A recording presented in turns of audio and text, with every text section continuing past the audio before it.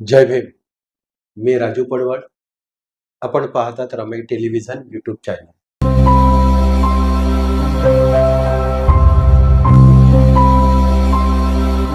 Ramai television YouTube चॅनलमध्ये आपणा सर्वांचं मनपूर्वक स्वागत. रमाई टेलिव्हिजन यूट्यूब चॅनलमध्ये आपण आजपर्यंत वेगवेगळ्या सामाजिक विषयांवर चर्चा केलेली आहे.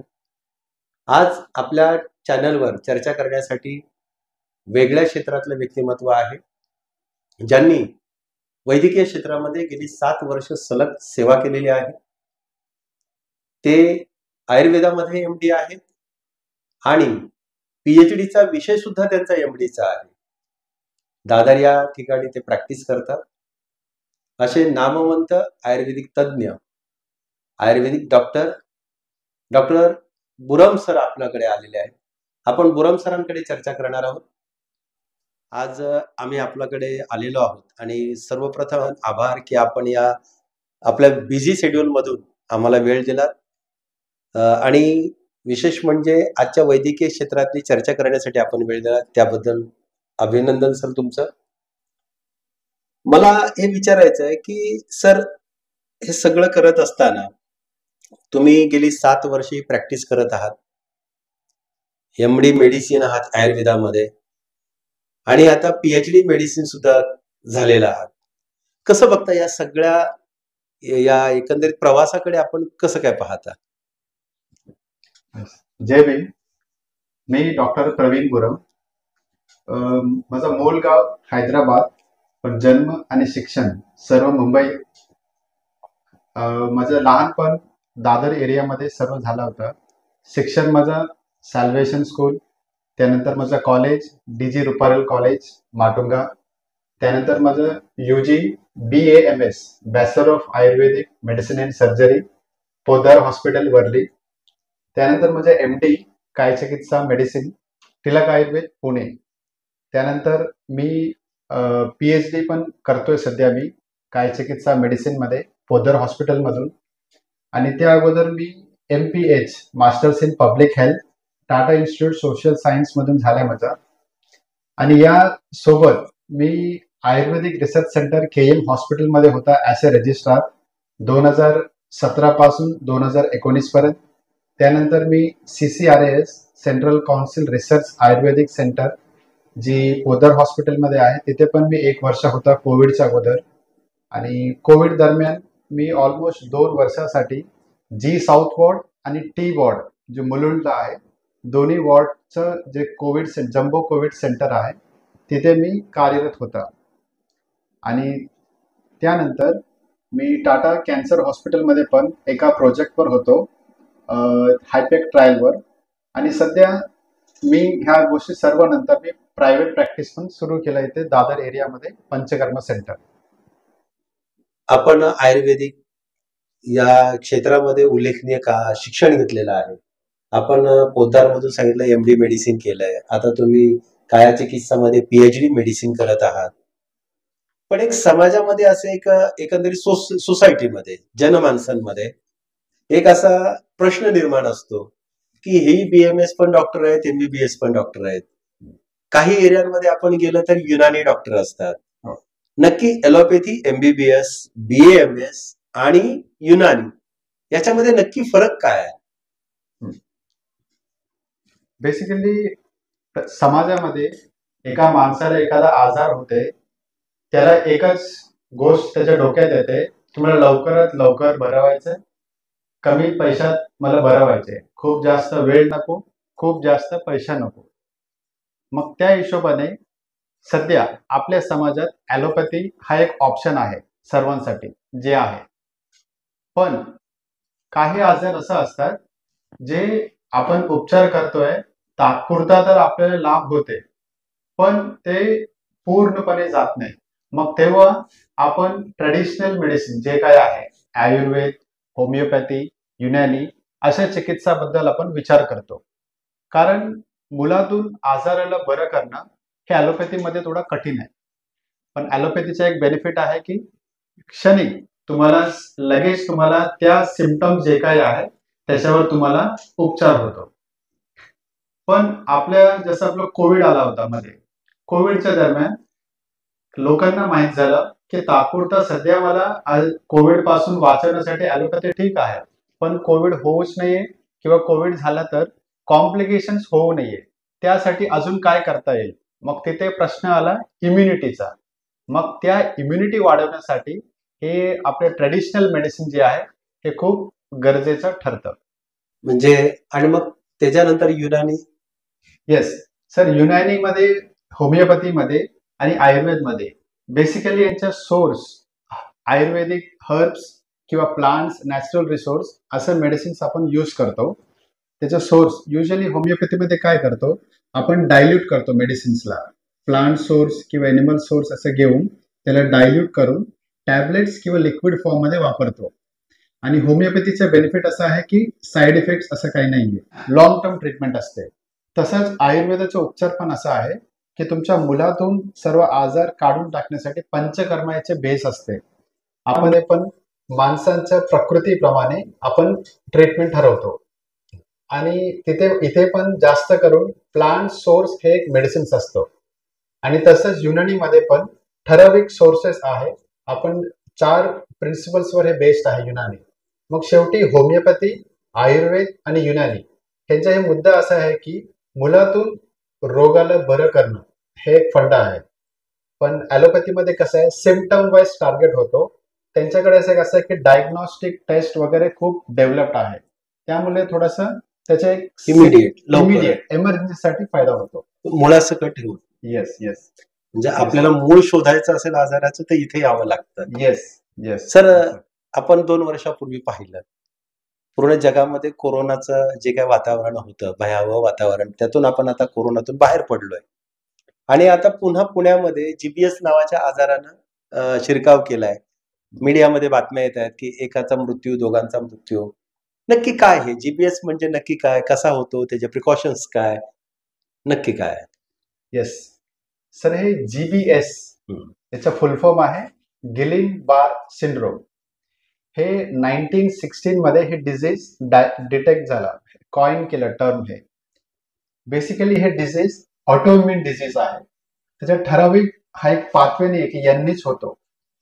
बेसिकली या डिझीज मध्ये होतो काय, आधीपासून एखादा बॅक्टेरियल किंवा व्हायरल इन्फेक्शन झालंय, ज्यामुळे एका माणसामध्ये इम्युनिटी कमी झाली आणि त्या इम्युनिटी कमी झाल्यानंतर हे जीबीएस सिंड्रोम डेव्हलप होतो. हा एक मूळ कारण आहे. त्यामध्ये एक ठराविक बॅक्टेरिया आहे, आपण सायलोबॅक्टर जेजुनी, ह्या बॅक्टेरिया पासून होणारा इन्फेक्शन त्यानंतर जीबीएस डेव्हलप होणं ह्याचं प्रमाण जास्त आहे. मग आपण जीबीएस मध्ये होतो काय, बेसिकली सिम्पटम्स मध्ये पॅरालिसिस सारखं लक्षण दिसतात. आधी पायामध्ये वीकनेस, मग हातामध्ये एका साइड वीकनेस होतो आणि काही माणसामध्ये कंटिन्युअस लूज मोशन्स, डायरिया हे होतो. मग काही सिव्हिअर असेल पेशंटमध्ये त्यांना श्वास घ्यायचा पण त्रास असतो, मग त्यांना व्हेंटिलेटर पण गरज असते.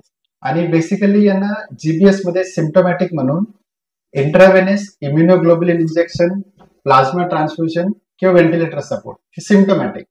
आणि बरेच लोक या आजारातून बाहेर येतात. असं काही नाही की हे खूप डेंजर आहे. आणि सध्या आता मेडिसिनच्या या फील्डमध्ये त्यांचं असं बोलणं असं आहे की एक एपिडेमिक किंवा पॅन्डेमिक काय होणार नाही. जीबीएस कंट्रोलमध्ये आहे बऱ्यापैकी. सध्या महाराष्ट्रामध्ये टोटल 148 केसेस आहेत. खूप कमी त्यामध्ये 148. आणि पुण्यामध्ये आतापर्यंत 5 डेथ्स आतापर्यंत झाले, 5 लोकांचे मृत्यू आणि 124 कन्फर्म्ड जीबीएस केसेस. त्यामध्ये 28 लोक व्हेंटिलेटर सपोर्टवर आहेत. बाकीच्या स्टेटच्या हिशोबाने आपल्या स्टेटमध्ये जास्त आहे. जेव्हा त्यांनी रिसर्च केला की नेमकं काय झालं, मग तिथे त्यांना समजलं की कुठेतरी पाणीचं इन्फेक्शन झालं होतं. वया वॉटर इन्फेक्शन, इन्फेक्टेड वॉटर पसरला काही आपल्या एरियाजमध्ये, तिथून जीबीएसचं थोडंसं प्रमाण वाढलं. मग आपण काय केलं पाहिजे जीबीएस पासून वाचवण्यासाठी? पहिली गोष्ट तर तुमची इम्युनिटी मेंटेन ठेवा. हायजीन अँड सॅनिटेशन हे खूप महत्वाचं आहे. पाणी जर पित असेल, पाणी गरम करून किंवा फिल्टर्ड वॉटरच तुम्ही प्रिफर करा. जेवण आपण ताजं जेवण बनवलेलं गरम जेवण हे तुम्ही प्रिफर करा. शिळं जेवण खाऊ नका. आपण आउटसाइड फूड्स किंवा स्ट्रीट फूड जे बोलतो ते थोडं कमी प्रेफरन्स ठेवा. आणि जे काय तुम्हाला आजार असेल, स्पेशली डायबिटीज, हायपरटेन्शन, त्या गोष्टी तुमच्या कंट्रोलमध्ये आहे याची तुम्ही काळजी घ्या. तुमचे बेसिक व्यवस्थित ठेवा, इम्युनिटी मेंटेन ठेवा. मग तुम्हाला जीबीएस होण्याचे चान्सेस खूप कमी होईल. सर, सध्या मुंबईचं जीवन किंवा आपण सगळं एकंदरीत उपनगरातलं जीवन पाहिलं तर सध्या फार धावपळीचं जीवन आहे. माणूस सकाळी 6ला जातो, रात्री 11ला घरी जातो. वाटेल तिथे जे पोट भरण जिथे करता येईल तिथे करत असतो तो. आणि त्यामुळं माणसं वेगवेगळ्या आजारांना बळी पडतायत आता. ही जी धावत्या जगाची धावती जीवनशैली आहे घड्याळाच्या काट्यावर, आणि त्यामुळे उद्भवणारे विविध आजार आहेत. या आजारांपासून जर आपल्याला स्वतःचं संरक्षण करायचं असेल आणि एक सुदृढ हेल्दी लाईफ जगायचं असेल तर एकंदरीत आपण सर्वसामान्य माणसांनी काय प्रिकॉशन्स घ्यायला हव्यात, काय करायला पाहिजे? शब्द आजार याच्याबद्दल विचार केला. 100 वर्ष अगोदर इन्फेक्शियस डिझीज म्हणजे एक व्यक्तीपासून दुसऱ्या व्यक्तीला होणारे आजार खूप जास्त प्रमाणात होते. याच्यामुळे लोकांची मृत्यू हे संख्या खूप जास्त होता. मग तेव्हा या सायंटिस्टसाठी मग कोणत्या मायक्रो ऑर्गॅनिझम किंवा कोणत्या बॅक्टेरियानी जे होते आणि त्याला कसं शोधायचं, त्याचा उपचार काय आहे, हे खूप चॅलेंजिंग होता. मग त्या हिशोबाने आपण गेल्या 50 वर्षात म्हणजे 1900 पासून 1950 पर्यंत बरेच काही शोध केला, बरेच काही अँटीबायोटिक्स किंवा जे काही वॅक्सिन्स आलं, त्यामुळे आपल्याला कंट्रोल आला. जे काही डेथ्स होत होते इन्फेक्शियस डिझिजेसमुळे त्याच्यावर बऱ्यापैकी कंट्रोल आला. पण त्यानंतर जेव्हा आपण थोडस डेव्हलप झालो, नेशन्स कंट्रीमध्ये डेव्हलपमेंट आला वर्ल्ड वॉर नंतर, त्यानंतर हळूहळू नॉन कम्युनिकेबल डिसीज म्हणजे एका व्यक्तीपासून दुसऱ्या व्यक्तीला पसरत नाही, पण तीच आजार एका व्यक्तीची मृत्यूसाठी कारणभूत ठरतात. ती आजार हळूहळू वाढायला चालली. मग त्याचं मूळ कारण काय असतं या नॉन कम्युनिकेबल डिसीजचं? मेनली तुमचा लाईफस्टाईल. सध्या या आता जे लाईफस्टाईल जीवनशैली आहे लोकांचा, की त्यांच्या बेसिक गोष्टी पण व्यवस्थित होत नाही. आता आयुर्वेदात काय सांगितलंय, जे काय आजार होतात त्याच्या पासून लांब राहण्यासाठी काही बेसिक सांगितलंय. जसं तुम्हाला दिनचर्या सांगितला, ऋतुचर्या सांगितला. दिनचर्या म्हणजे एका दिवसभरात कोणत्या वेळेत कोणतेही कार्य करायचं, असं काही गोष्टी सांगितल्या दिनचर्या. आणि ऋतुचर्या म्हणजे कोणत्या सीझन मध्ये कोणती आहार घ्यायचा, ह्या गोष्टी सांगितल्या. त्यासोबत ऋतूनुसार, सीझन अनुसार कोणत्या व्यक्तीला कोणती पंचकर्म म्हणजे बेसिकली बॉडी डिटॉक्स, शरीरातली जे काही घाण आहे ते बाहेर काढणं. हे जर आपण केलं वेळेनुसार आणि वैद्यकीय सल्ल्यानुसार, मग हे आजार होण्याची शक्यता बऱ्यापैकी कमी होतो. आता अजून एक विचार केलं की आयुर्वेदात अजून एक सांगितलंय त्रय उपस्तम, म्हणजे आहार, निद्रा आणि ब्रह्मचर्य. या 3 गोष्टीचा आपण व्यवस्थित जर विचार केला, आपल्याला आजार होणारच नाही. आपली जी इम्युनिटी आहे सर ते व्यवस्थित मेंटेन राहतं.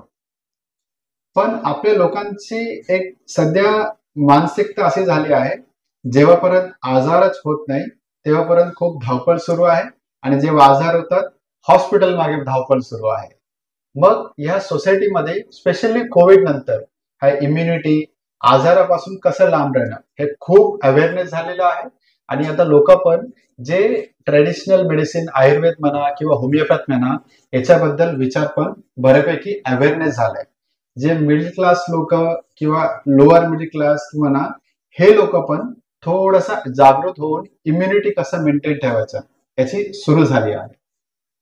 सर, खरं पाहता आपण या ठिकाणी आता काम करीत आहात, म्हणजे आपण प्रॅक्टिस करताय शिव आयुर्वेद सेंटरमध्ये आणि दादर सारख्या ठिकाणी प्रॅक्टिस करत आहात.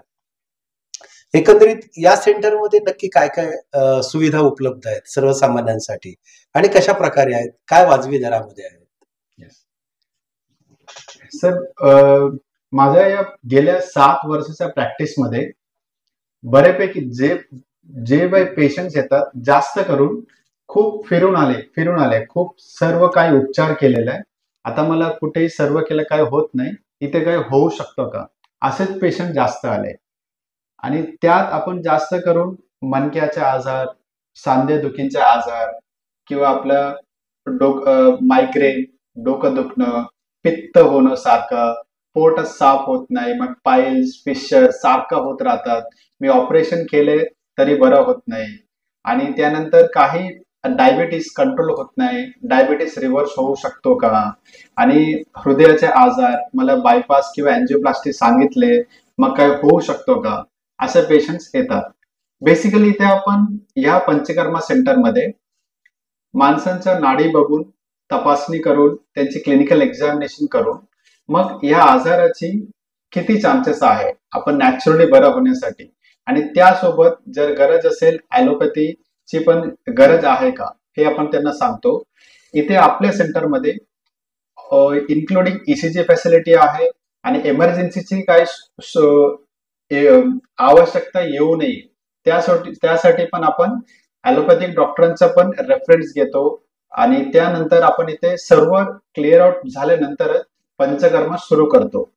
आणि पंचकर्मामध्ये आपल्याकडे सर्वांग अभ्यंग म्हणजे फुल बॉडी मसाज, शिरोधारा, बस्ती या वेगवेगळ्या ट्रीटमेंट आहे, जे आपण प्रत्येक माणसाच्या गरजेनुसार आपण ठरवतो. प्रत्येक माणसाला आपण जे उपचार देतात सर्वसामान्य माणसाला परवडणारे असतात का इथे?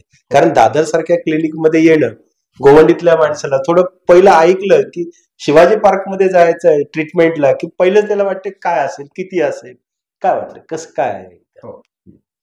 नक्की सर. बेसिकली पंचकर्म जे आहे, आपण एका माणसाला आपण ठरवताना आधी बघतो खरंच गरज आहे की नाही. मग तसं प्रत्येक व्यक्तीला पंचकर्म करायचंय असं नाहीये. काही लोकांना फक्त औषध देऊन बरं होतो आणि काही लोकांना औषध पण गरज नाहीये, फक्त त्याची लाईफस्टाईल मध्ये चेंज करतो आपण, त्यांनीच आजार बऱ्यापैकी बरं होतो. मग असं नाहीये की आलेल्या माणसाला पंचकर्म करायचेच आहे, असं काहीच नाहीये, पहिली गोष्ट. सेकंड, पंचकर्म जर गरज असेल, काही लोकांना आपण ऍज अ मेंटेनन्स म्हणजे वर्षातून थोडं एक कमी सिटिंग म्हणजे 4-5 सिटिंग घ्या असं आपण सांगतो. ज्यांना आजार नाहीये पण एक मेंटेनन्स डिटॉक्स म्हणून देतो, मग त्यांना तर अफोर्डेबल नक्कीच आहे. पण ज्यांना खूप आजार खूप जुना आहे, जरा जास्त सिटिंग्स लागेल, मग त्यांना आपण आजार बघून कोणता पंचकर्म आणि त्या आपण डिस्काउंट पण देतो. डिस्काउंट. ओके सर, एकंदरीत ही सगळी चर्चा पाहत असताना किंवा करत असताना आपण आपल्यातल्या सामाजिक जाणीवा दिसून येतात. आपण सगळ्या बाजू उच्च शिक्षित आहात आणि या सामाजिक जाणीवा पाहिल्यानंतर असं लक्षात येतं की आपण या सोसायटीचे भाग आहोत. एकंदरीत एक डॉक्टर म्हणून, उच्च शिक्षित डॉक्टर म्हणून एकंदरीत ह्या सगळ्या देशातल्या सोसायटीच्या सामाजिक, आर्थिक, शैक्षणिक वातावरणाकडे पाहत असताना आपल्याला काय वाटतं आता सध्या? खरं सांगायला म्हणजे आपण जे इंडिपेंडन्स सांगितले, आपण भारताला जे स्वातंत्र्य भेटले, त्यानंतर त्याच्या अगोदर एका नॉर्मल माणूस, कॉमन मॅन साठी शिक्षण घेणं, काहीतरी एका पोस्टवर जाणं हे शक्य नव्हतं. आपल्याला आपल्या इच्छानुसार काही करायची हे आपला इंडिपेंडन्सच नव्हता. पण स्वातंत्र्यानंतर स्पेशली आपला भारतीय संविधान याच्या आधाराने कोणत्याही माणसाला म्हणजे एक कोणतीही एक आशा, डिझायर घेऊन त्याच्या पाठीमागे जाऊ शकतो. आणि गेल्या आपण स्वातंत्र्यानंतर इतक्या वर्षात मी एक सांगू शकतो की एका माणसाला जे काही आपण त्यांनी एका शेतकरीचा असेल, तो शेतकरीचा बॅकग्राऊंड येत असेल, तोही आज मोठ्या इन्स्टिट्यूटमध्ये एक आहे, एनरोल झालेला आहे आणि तोही एक व्यवस्थित जॉब्स वगैरे करतोय.